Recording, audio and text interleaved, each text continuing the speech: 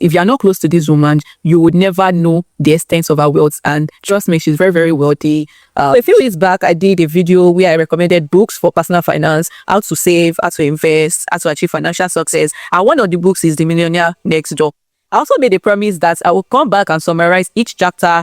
That way you actually just read that book. So today I am back with my summary, starting with chapter 1 anyway. Before going into the summary of this book, I need to give like some context. The setting is in the US, and the context of a millionaire over there is different from in Nigeria. So when we're talking about a millionaire in the US, you know that is really a big thing because money has more value over there. But coming to Nigeria, the equivalent to be someone earning between 7 to 8 figures, multi-millionaire in the context of Nigeria. So the lesson in chapter 1 is very simple. According to the research conducted by this author, he found out that millionaires over there live in ordinary neighborhoods, drive normal cars. Most times they even go for used cars, like second-hand cars, and then they do not live flashy lifestyle. Equivalent to what is happening in Nigeria, it means that you should not allow lifestyle inflation. As your income grows, you should not allow your bills to also grow simultaneously. So maybe you were earning 500K and all of a sudden you get a pop to 1 million naira. You should also consider your bills. You do not now move to Lekki or move to expensive areas because you are earning bigger. You are allowed to upgrade your lifestyle, but make sure that it is still within your means. It is you are receiving more than you are giving, right? So that is the major lesson of this chapter.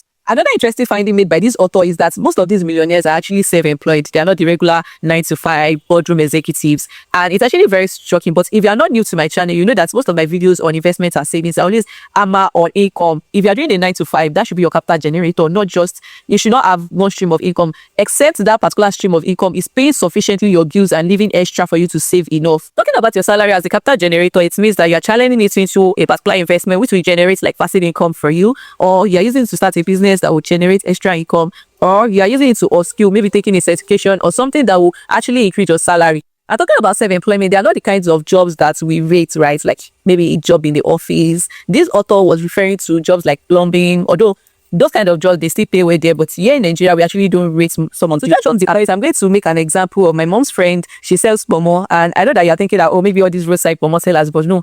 She didn't go to school, but yes, this is the business she chose, and she has like huge warehouse back in Osun, back at home in Osun. I'm from Osun State, back at home in Osun State. So this woman usually gets like truckloads of cow skins from the north, do the processing, and they sell to wholesalers who then sell to consumers. Like, what am I driving at with my story is that she started very small, took credit and leveraged her business to a large scale business. Now it's a success story. But if you are not close to this woman, you would never know the extent of her wealth. And trust me, she's very, very wealthy.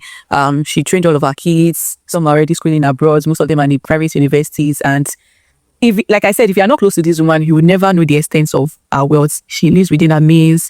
Quite enough. She has like houses. She drives maybe 1 or 2 cars, not even the flashiest movie cars. So that's